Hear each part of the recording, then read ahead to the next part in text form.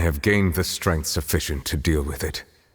Through certain means, I now have the ability to separate the power of the Primordial Sea from that creature. We should seize the opportunity to pursue our quarry. Traveler, now that the oratories can no longer function, I require an executor to help me mete out justice. The root of the calamities befalling Fontaine, the beast that enacts the prophecy. Its name is the all-devouring narwhal. Come with me, traveler. The hour of execution has come.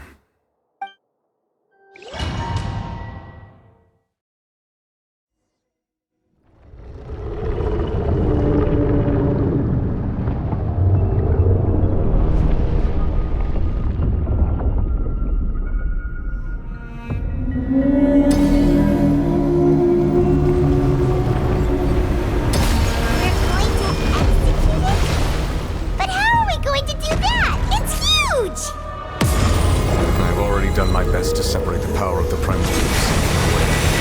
Considering the size, I cannot reach the power source. Unless we can find a way to attack it from within. I shall share a part of the ancient dragon's power with you. We shall look for an opening together.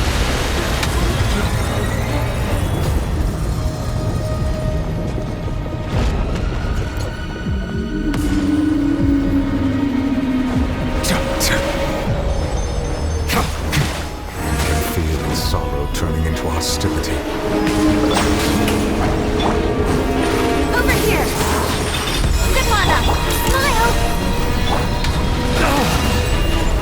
Be sanctified.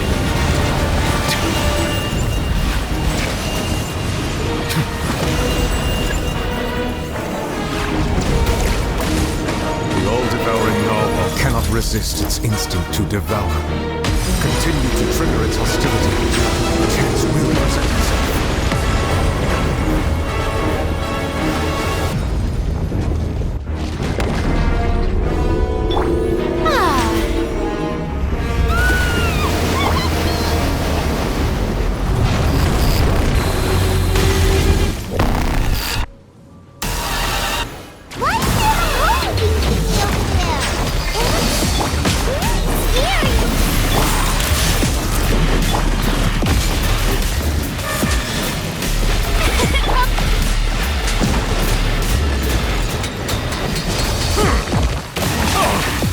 Your head.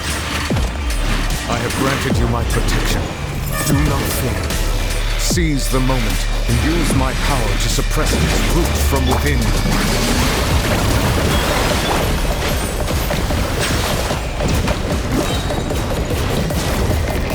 The tides beckon.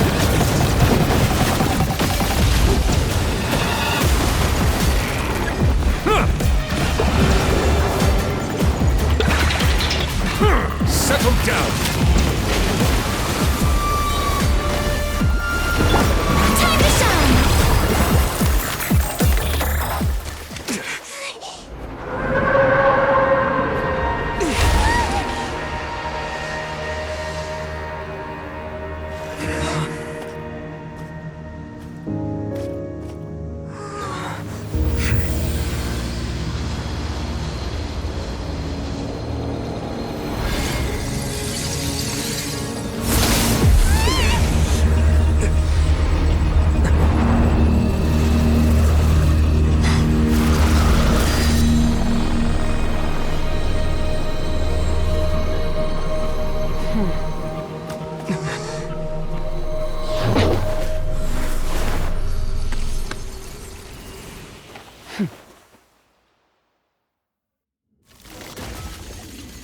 Thanks for helping with the cleanup. It should have been my job, but... oh well. It was just supposed to be a short private training session for me. I didn't think that my disciple and my master's pet would start brawling in the meantime. Well, actually, I had a feeling that it would happen at some point, but they bumped into one another earlier than I thought. What a blunder. I suppose I'll have to swing my sword 3 million times as penance. That power. Who are you exactly? Paimon has an idea. From what she said earlier, she must be Child's master. Skirk, right? It's just that he gave us the impression that she was the less talkative person. I simply did not have anything to say to the weak. But you, on the other hand, managed to defeat the all-devouring narwhal without using power from beyond this world. So you may speak to me as equals.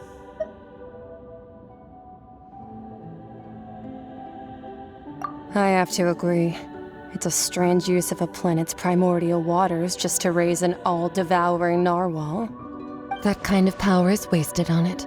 It's not cooperative. It eats too much. And I have more important things to do with my time than pet sitting. The only thing that creature has going for it is its looks. All in all, it fails as a pet. Miss Skirk? I think you might have missed the point. The point being? Well, being that this pet almost destroyed an entire nation. So what sort of person is your master? Well, child's master's master. Wait, is that right? Oh, right. So you don't know him. Sorry, I assumed you did. His name is Sir Taloji. Huh? I am unfamiliar with that name. Huh. So Master isn't sufficiently famous. How should I describe him then? Have you heard of the name The Fowl? The Fowl? Still nothing?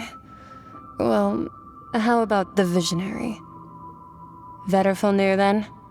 Or Gold Rhine-Daughter? Ooh, that one we've heard! Rhine-Daughter's part of the Hexen Circle. She's Albedo's mom, right? Oh, so you do know that name. To be honest, I also heard all of those names and titles from my master. I don't actually know them either. But I suppose you understand now, yes? My master is likely a similar sort to Rhine-Daughter. They are both pursuing some form of perfection. Wait, didn't you also mention a visionary person? Paimon didn't quite catch their name. Actually, never mind that. I believe it expedient to inform you that the all-devouring narwhal used up nearly all its strength fighting you. Such roiling hydro energies will prove difficult for the planet's deep seas to digest. As such, the fontaine back on the surface has most likely been thrown into chaos. In other words, the prophecy that you've been fretting over should now be in full swing. What?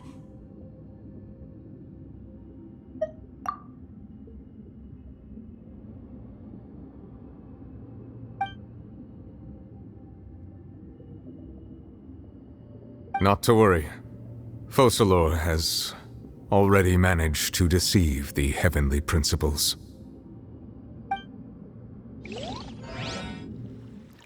In the end, the people will all be dissolved into the waters, and only Farina will remain, weeping on her throne.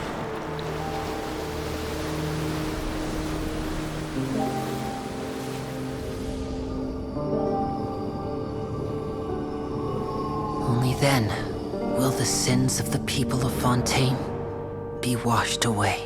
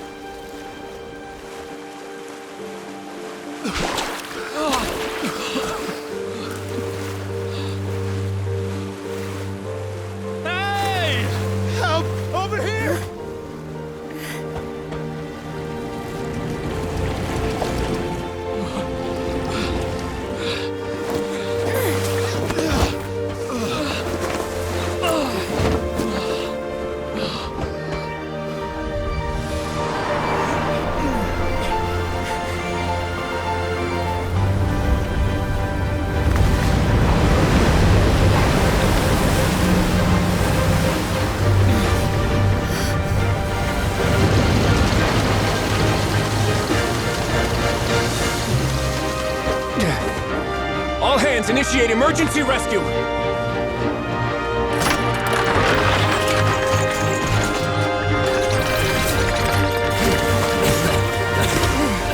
Hurry!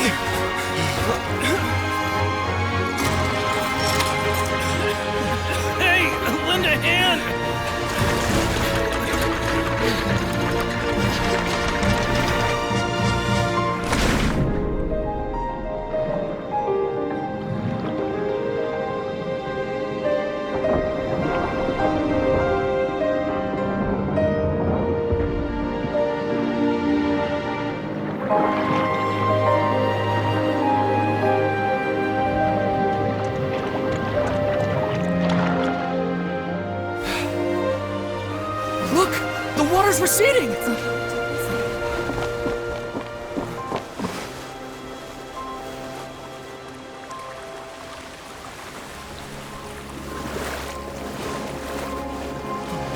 It's a miracle! Water's receding. We didn't dissolve. The prophecy was wrong. The prophecy was wrong!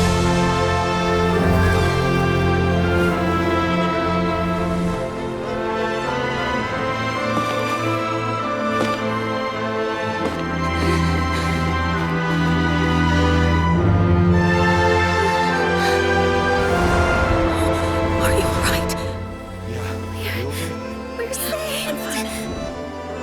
The prophecy was wrong.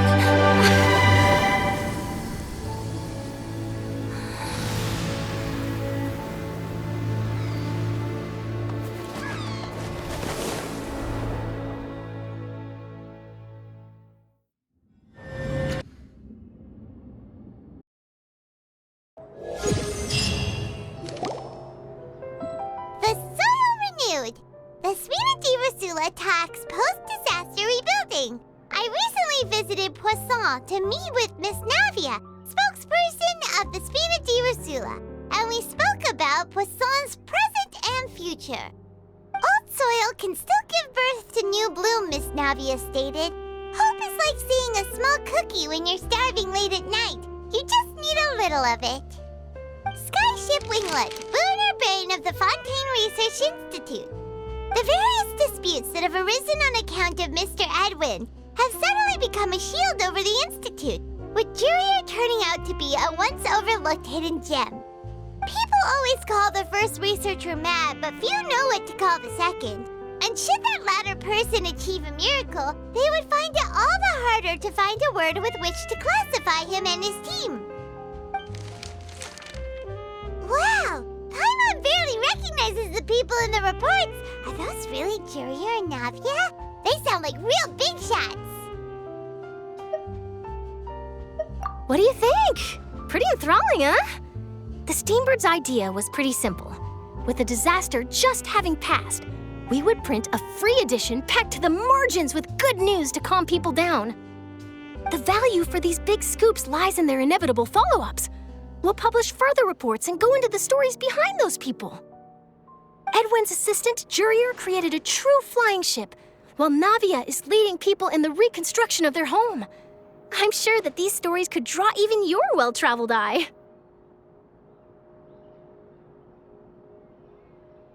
Paimon's curious too! Wait a minute. Didn't we watch everything happen from start to finish? What's there to be curious about? And that's exactly why I'd like you to come conduct interviews with me. You're the best incubators of news, if you haven't noticed. And also, with you around, I'm sure I'll get to see that Duke. Are you sure? Hasn't he turned you down several times already? Oh, this time will be different. Come on, let's head to Poisson first, and then make a trip to the fortress. There are some things you'll only know when you get there.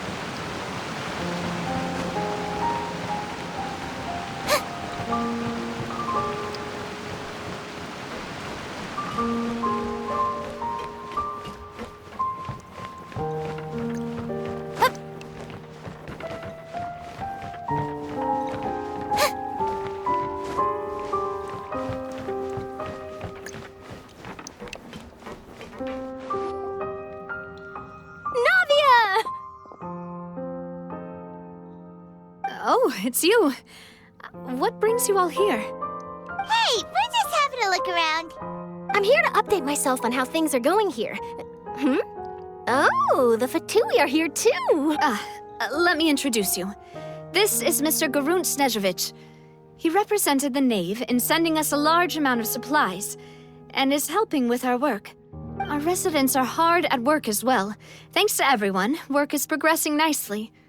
We've lost a lot of people, but we're moving forward. That will have to be enough. Hello, Miss Charlotte. I'm a big fan of yours. I especially like that article you wrote last year about Fontaine's stray cats. But if you don't mind, could you not emphasize our role too much in your report?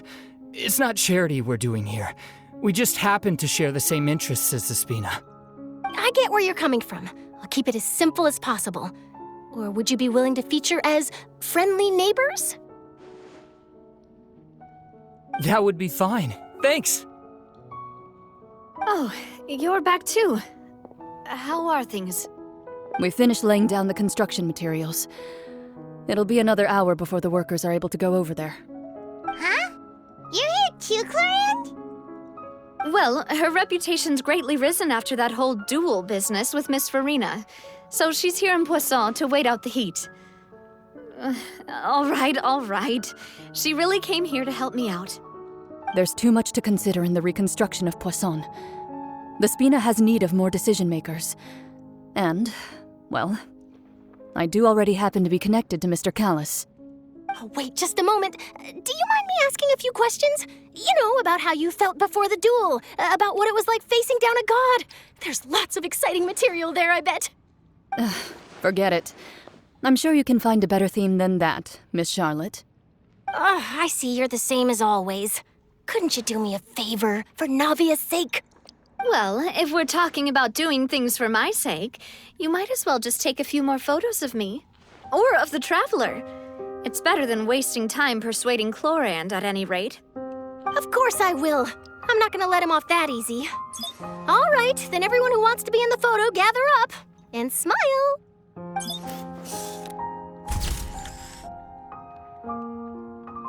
did it go? Was it a good shot? Did Paimon look cute in it? Not bad. Your addition really helped the composition of the picture. All right, hang on a moment. Let me snap a few more shots.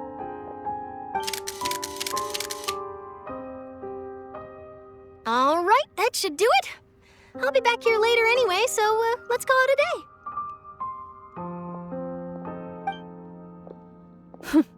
You're very quick. Speed is of the essence when it comes to the news, and freshness is the key. Also, not to brag, but I'm pretty good at building connections. Who knows? I might eventually get that interview with you after all, Miss Clorand. Wow, you really do have that never say die spirit. I'm impressed. I'll hazard a guess that this is how you got that interview at the Fortress of Meripede. Whoa, you're well informed. Let me make a guess, too. I asked Sijuin, who told Monsieur Nervillette, and he told you, right? That's a very complete information chain. In truth, all Monsieur Neuvillette asked me was, when did the Fortress become so friendly towards the media? I told him that it was best not to speak too soon. There's no guarantee that Ridesley will make a personal appearance. You're right. I've got to treasure every moment I have with them. In which case, I'll be making a move first. Stay safe now. And tell me if you hear anything interesting. I'll treat you to afternoon tea in exchange.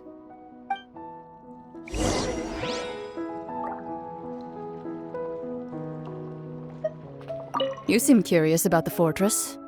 Of course. That Risley.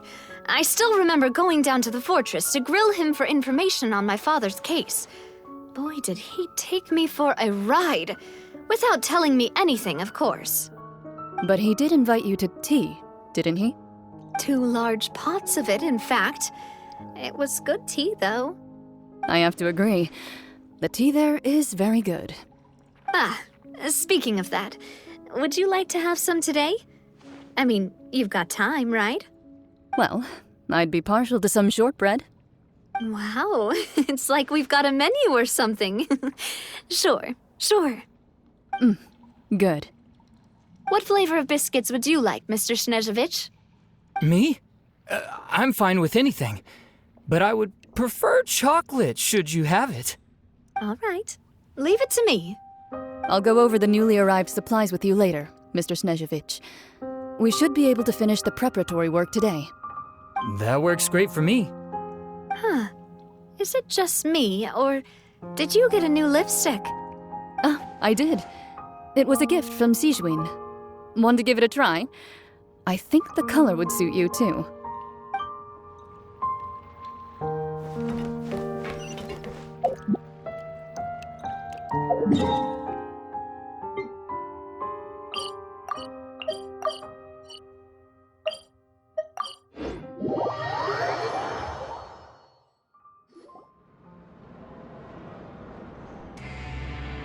Wow, guess we're here again, huh? There's a real nostalgic feeling to this place. Looks like you've been missing us. Duke! Did you come all the way to the entrance to greet us? Of course. I'm here to welcome you and our dear Miss Charlotte, whom our good head nurse recommended to me.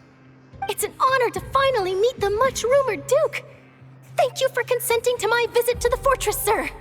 No need to thank me. But that said, I shouldn't be the focus of your interview. I trust you recall our agreement? Of course, of course.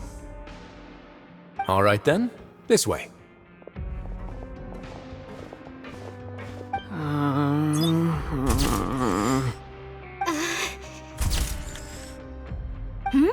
Hey, no need to be so nervous.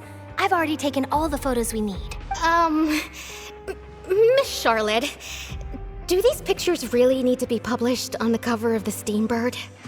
It would seem that Miss Lorvine doesn't want her face to appear beside that of Mr. Jurier, Sir, please don't say things like that.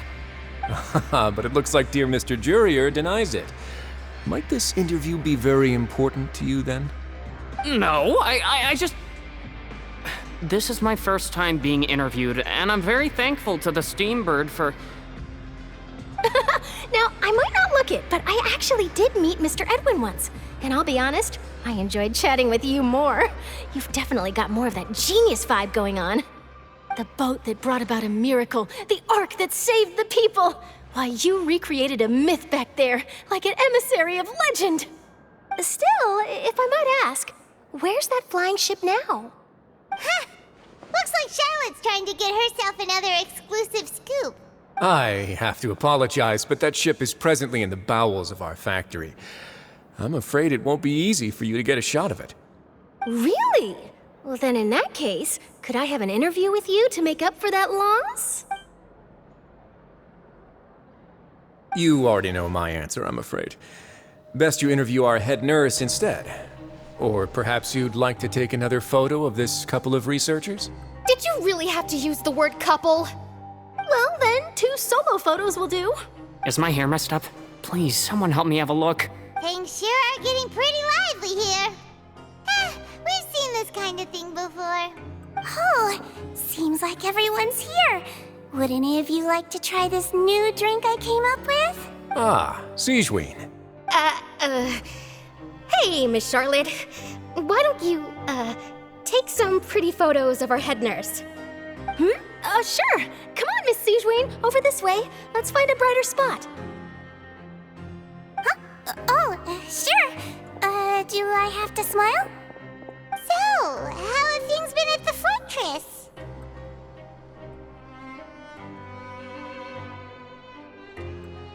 Same old, as you can see. Fontaine's undergone some changes, but this place is still more or less the same. Other than that flying ship, it got a tad too much attention, I think. That's why I decided to let the interview go through. We should direct more public opinions toward the behind-the-scenes heroes. Am I right, Mr. Jurier? Miss Lorvine? You're too kind, sir. I believe that you too should have your day in the sun. Not that you would want that, which is a pity. I'll just leave the spotlight to you two.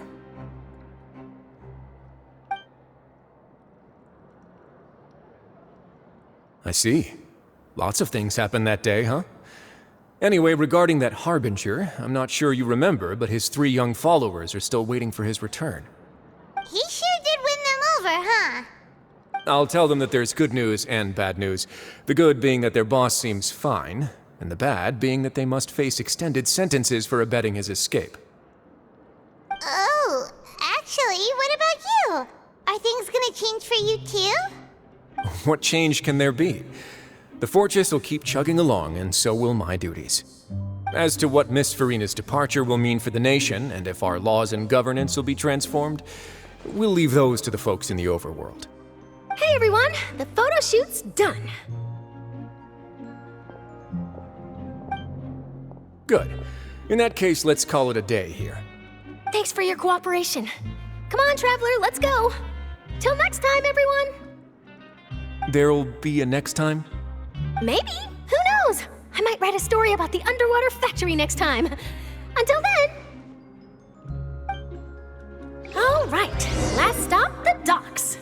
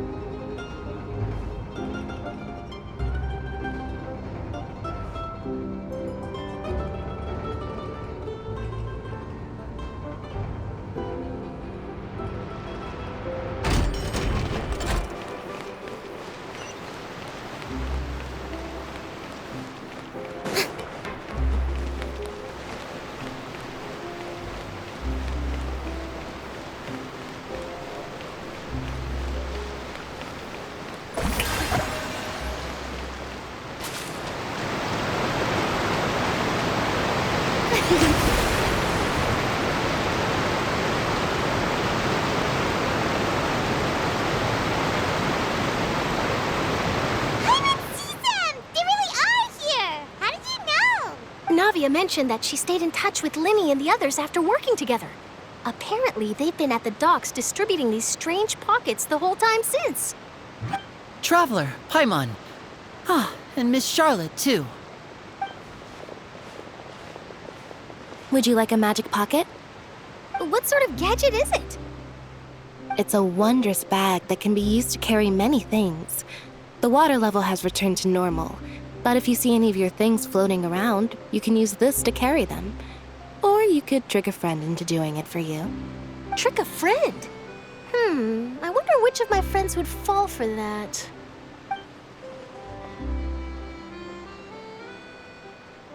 You could just make a friend like Fremine here.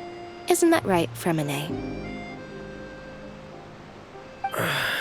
Is this what you meant by, I'll help you make some more friends?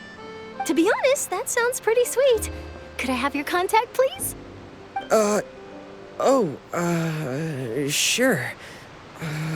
Please, write down my address. You sure are working hard to help Fremine socialize. He was the one who proposed doing this. He even wants to assist in our magic shows. Yes, I was planning to first introduce Pear as an assistant, and later Fremine himself. In the future, I think we can leave underwater escape magic to him too. That said, would anyone want to see a diver escape underwater? Oh, it'll work out. Every journey begins with the first step. He'll become a part of our show eventually. Lynette, could you come over? Miss Charlotte says she wants to take a picture of us. Got it. My, that Charlotte is rather perceptive. She got rid of everyone the moment she realized I had something to say to you. So, how have things been, Traveler? Father says that you did a great deal during the latest events. She's very grateful for your contributions to Fontaine. That's all right. We were more than happy to help. So, what's she doing now? Oh, I guess you haven't heard. Well, after Lady Farina left, Father and Monsieur Neuvillette opened negotiations, during which he gave Fontaine's gnosis to her as a diplomatic gift. A diplomatic gift? A gnosis? Yes, I was quite surprised at first myself. But when I thought it over, there were actually a number of things going for it. It could have been done as an apology for the incident with Lord Child, or as thanks for his help in tying the all-devouring narwhal down. Furthermore, Father did also lend significant aid to Fontaine and Poisson. Well, that's true, but this is a gnosis we're talking about. Doesn't this seem a bit irresponsible? I would agree, but I've also heard that it seems that Monsieur Neuvillette has had a significant change of heart regarding the matter. So there's some reason for this that only Neuvillette knows about? I suspect you'll have to ask him about that yourself. Ah, yes, speaking of which, I did see him strolling around the entrance to the Fortress of Meripede a while back. Isn't he real busy and stuff? Paimon didn't think he'd have the time for that. But back to the topic. The gnosis was given to the knave, right? What about Child? They say that he's returned to Snezhnaya to recover from his wounds. I hear that the recent disaster really did a number on his health. That's true. When you think about it, we've had loads of run-ins with the Fatui. To think we'd be allied with them this time. So shocked by such a simple switching of sides?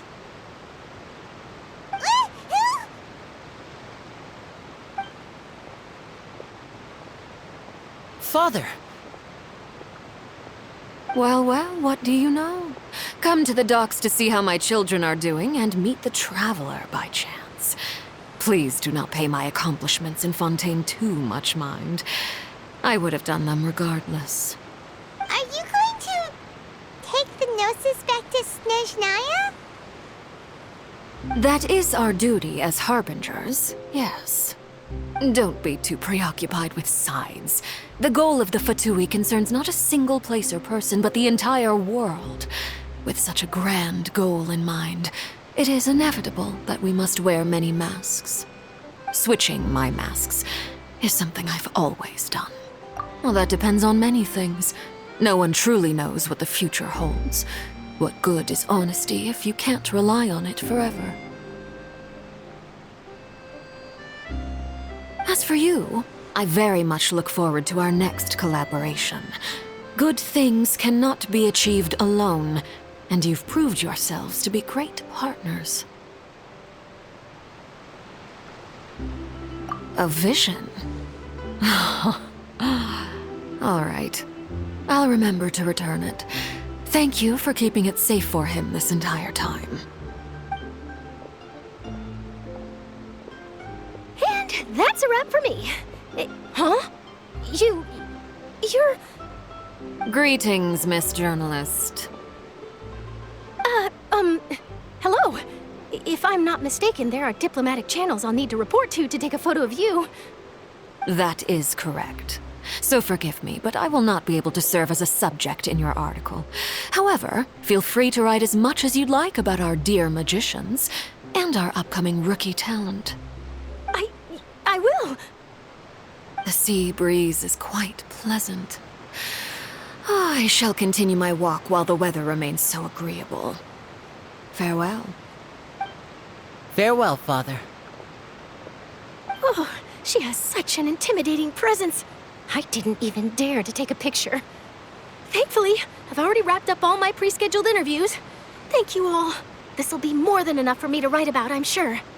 Don't be too nervous. Why don't you take a magic pocket before you go? Here, Traveler, Paimon, you take one too. To move things about? That's right. Funny. I was giving out magic pockets when we first met too. And what do you know? I'm doing the exact same thing right now. So many things have happened, but the pockets are still the pockets. I guess this must be life. We will all follow our own paths, and serendipity will lead you to your fated friends. All right then.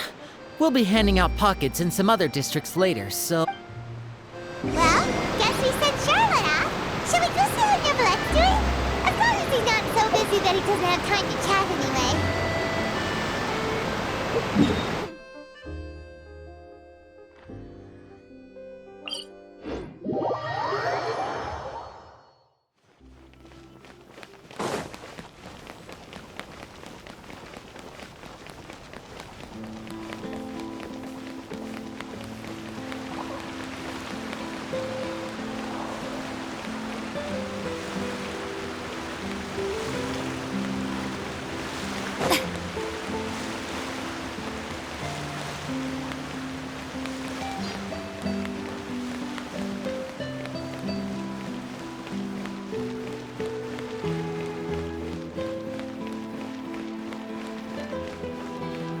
The entrance to the fortress!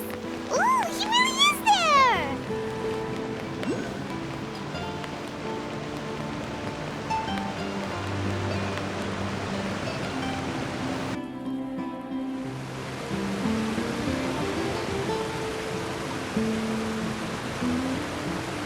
So, you really are here, Nivelette! Paimon didn't think you were going to have free time this hour of the day. Really? Oh, I suppose you must have met Mr. Linney. He took the time to greet me earlier when he passed this way. In any case, you came at a good time. I was just considering reaching out to you to set up a meeting, so I may explain some things that I haven't had the time to before. Aw, Paimon's glad that you remembered. Thank you for keeping us on your mind, what with you being busy and all. Alright, let's have it then. How was Fontaine actually saved? The whole business is still quite the mystery to us. It is strange how words can often leave a bitter taste in the mouth when it finally comes time to say them out loud.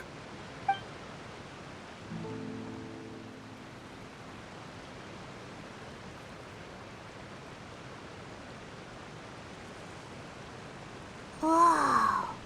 So that's what happened? Focalor destroyed the divine throne of the Hydro Archon and restored your power to you, transforming you into a fully fledged elemental dragon sovereign. But Paimon still doesn't quite get what you did to save the Fontanians from dissolving. For me, the authority of the ancient dragons refers to absolute control over the hydro element. Fontanians were incomplete humans born of Egeria's use of the power of the primordial sea, with constitutions similar to that of mimics. But so long as those primordial energies remain within them, I could use the ancient dragon's authority to grant them true blood, after the fashion in which life was first brought into being on this planet. In other words, when I gave my verdict, Fontanians became true humans, and thus would naturally no longer be dissolved by water from the primordial sea.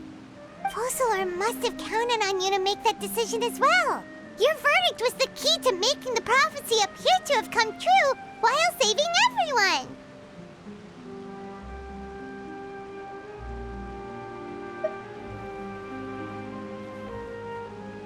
Yeah, and in a manner of speaking, Focalor finally managed to fulfill the original Hydro Archon's wish to turn Oceanids into real people too! It seems from your expressions that you still have more things you wish to ask. Ask away. I will tell you the truth as I know it. I have investigated his case along many avenues, and I have learned that he once fell into an unknown chasm when he was young. There, by chance, he awakened the all-devouring narwhal. But whether it be by sentiment or reason, that should not have been enough to consider him the root cause of the disaster. At most, he would have had tangential liability. As for the judgment passed by the Oratrice during the trial, Whether it was due to that liability by association, or Focalors deliberately using him to buy time for us on the assumption that he would be able to hold the creature off, I cannot say. Guess Focalors had Fontanians in mind the whole time. In the end, it was thanks to her that they finally became real humans. Hang on a second. Paimon suddenly got another question.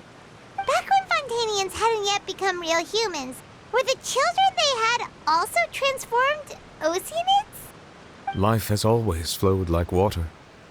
Do you recall how Fontanians would often come to the Fountain of Lucine to pray for children?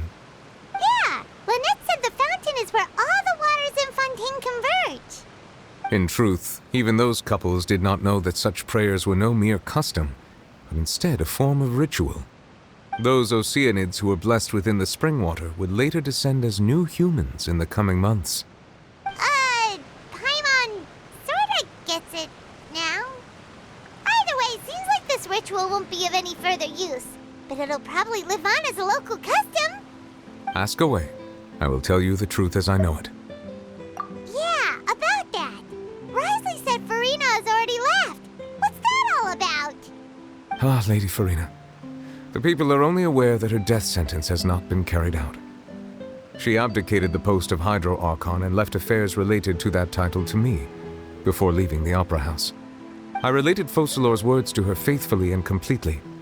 After hearing them, she seemed neither saddened nor comforted.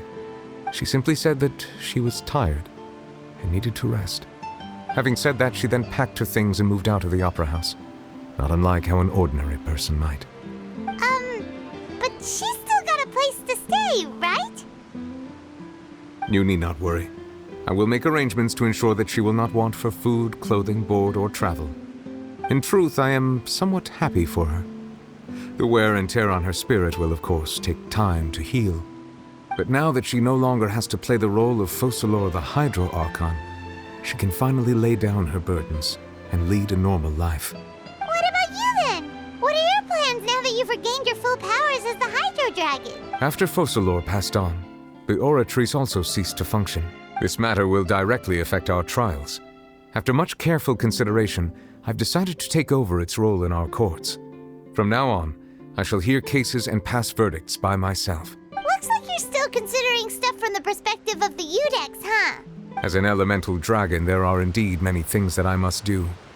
But this power and this duty, in a manner of speaking, you could say that both were granted to me. As such, before I attend to my other responsibilities, I must first and foremost continue to serve Fontaine as its highest judge. The duty of the Hydro Sovereign and the duty of the Udex shall coexist within my person. Additionally, the Hydro Archon's departure has brought about another problem, which is that the Opera House shall no longer produce indemnitium. That's true. That power was derived from the people's faith in the Hydro Archon, wasn't it? Wait, but the various mechs and machines in the city are all still okay. Where are they getting their energy from? As I am now, I have full command over New Musia, and it can serve as a complete substitute. Another reason why I cannot quite leave Fontaine immediately. Wow. This ancient dragon's authority stuff is really quite useful, huh? Ask away. I will tell you the truth as I know it. Oh, that's right! They say you've given it to the knave as a diplomatic gift or something! Leaving aside their intentionality, the two Fatui Harbingers have indeed done much for us during this crisis. Their sole remaining goal in Fontaine, at least at this point, would seem to be the Gnosis. The Oratrice has ceased to function. The Hydro Archon's divine throne is now no more, and I do not need the Gnosis's power. As such, it has lost all meaning for Fontaine. If the Fatui have impure designs, then we might as well accede to their request now, and avoid unnecessary conflict. What complicated considerations! Paimon thought you were just giving it to them out of gratitude to the knave and as an apology to Child. Ask away. I will tell you the truth as I know it. You will soon be heading to Natlan, I presume. I'm afraid that I have little talent as a travel guide, so all I can do is tell you what I know about that land. As far as I'm aware, Natlan can be said to be a nation of dragons. A nation of dragons? You mean like you? No, I suspect that I would not find myself welcome there. Unlike ancient dragons such as myself, The dragons of Natlan have undergone long years of development and evolution. Large numbers of them have entered a form of coexistence with humanity. Natlan is also the nation of war. War ravages those lands like an undying flame. There is one other piece of information I got incidentally from my negotiations with the Knave that I believe may be useful to you. The Harbinger known as the Captain has thrown his hat into the endless ring of war. The Captain. Sounds like a real tough customer. Seriously, everywhere you look, there's a Fatui Harbinger doing their thing. I suggest that you fully prepare yourself before going to Natlan. In the meantime, Fontaine's doors will always be open to you. Ask away. I will tell you the truth as I know it. Hang on a sec. Paimon's still got a question about the Gnosis. When we spoke to Linny earlier, he mentioned that your attitude towards giving away the Gnosis had clearly changed. We guessed that there might be some reason for it that only you were aware of. No wonder the House of the Hearth is the Fatui's intelligence division. They are certainly sharp. So regarding this specific issue, I was just getting ready to share something with you. What is it? In truth, I exchanged some further words with that lady named Skirk after sending you two back to the surface. It went something like this.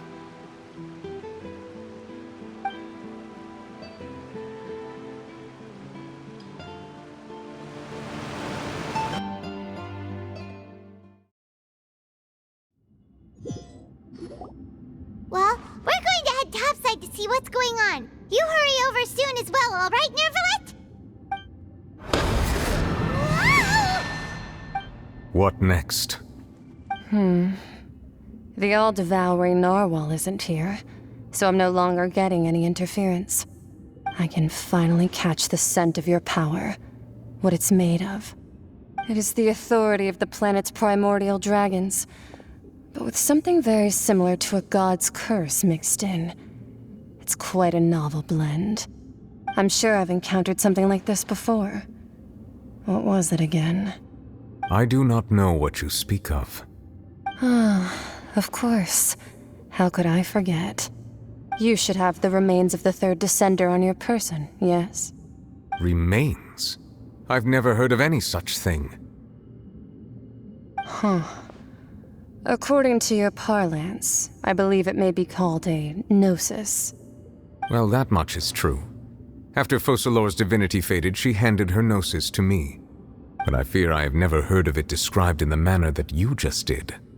I've been training with my master, the Foul, ever since I was young, and I have never returned to the surface since. So most of the information I possess, I got from him. It is only natural for those who are greater than humanity to possess a different sort of common sense, which is why there are so many problems in our attempts to communicate with humans. Regardless, you should probably get rid of objects of misfortune to prevent any disasters from befalling you.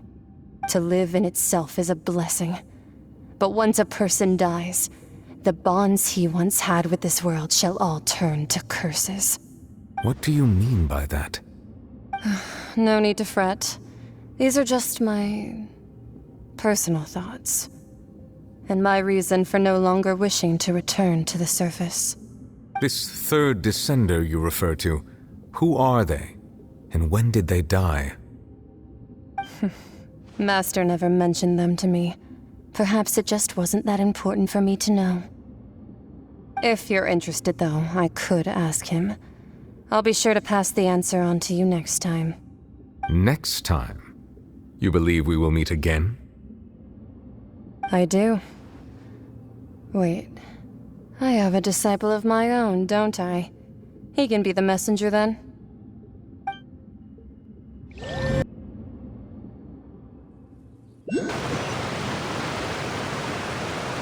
That's what she told me. Whether it would prove useful or not, I wanted to pass that information on to you. The remains of the third descender? So that's what the Gnosis actually are. Paimon just thought they looked like chess pieces. How could they be a person's remains? All the same, assuming that there was no misunderstanding or special metaphor at play, that is what she meant to say. And she said that it would bring misfortune and that you should check it, which is why you gave it to the Fatui. If she speaks the truth, then I would simply be putting Fontaine at unnecessary risk by keeping it here.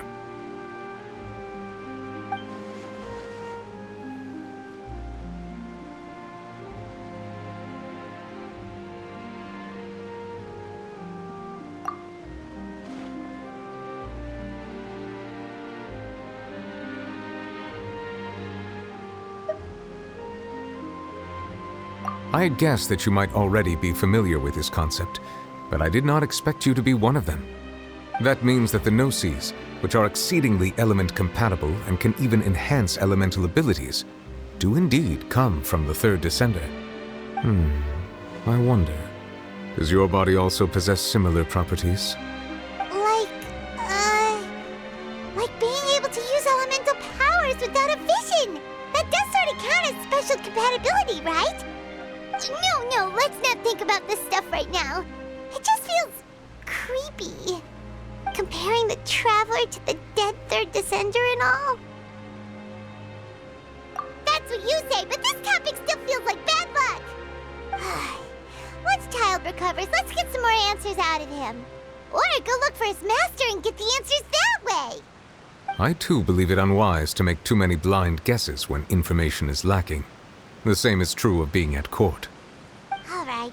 Whatever the case, it seems like the crisis here in Fontaine's over for now.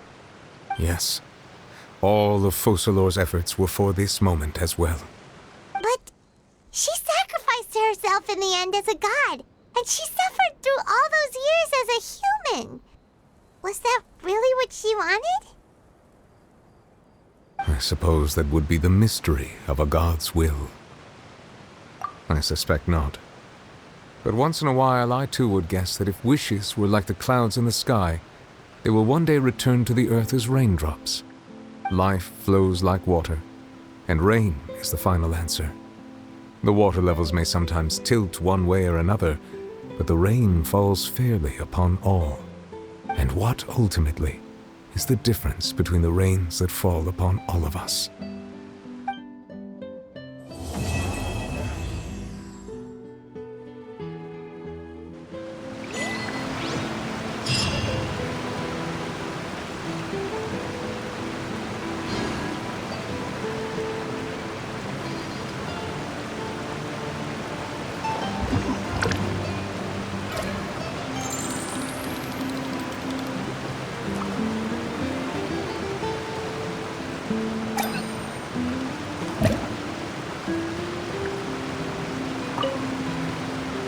It seems from your expressions that you still ask away. I will tell you the truth as I know it. I suggest that you fully prepare yourself before going to Natlan.